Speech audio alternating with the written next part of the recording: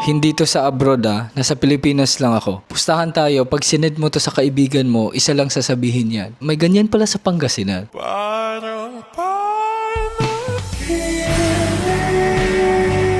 Dito lang yan sa The Ocean Hill Villas, Agno, Pangasinan. At nag-solo ride lang ako dito from Taguig, mga 5 to 6 hours drive papunta dito. Syempre, i-room tour ko muna kayo. This is 1BR Ocean View Private Pool Villa. Ito yung Villa 5 nila. Pagpasok mo, napakaganda agad ng view. Iwan ko na lang kung hindi ka matulala dyan sa view na yan. Ito naman yung air-conditioned bedroom nila with ceiling fan. May 32 inches TV, may cabinet, safety box, and automatic yung curtain. Imagine pagising mo, ganyan yung view mo. Let's proceed naman sa washroom nila. Napakalinis. Yan yung toilet bowl, shower, at napakaganda ng sink. And kompleto yan sa toiletries. Dito naman tayo sa kitchen and dining area. Kompleto sa gamit pang luto. Ganyan yung view mo habang nagluluto ka dyan. May malaking ref, microwave, at kitchen island. Sa kitchen, may isa pang pintuan papunta dito sa balcony nila. Tignan mo naman yung view na yan. Kung ayaw nyo naman magluto, may room service sila dito. Madami silang choices na foods. Breakfast is included, optional if gusto nyo lang mag-floating breakfast tulad na ito. I-tour ko naman kayo sa main pool nila. Ganyan ka-relaxing ang view.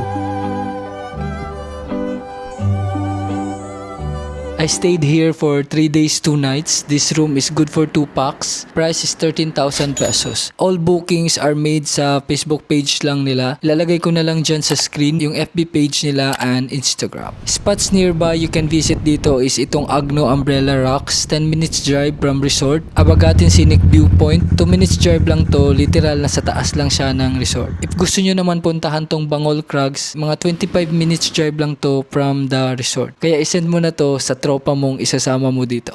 Enjoy!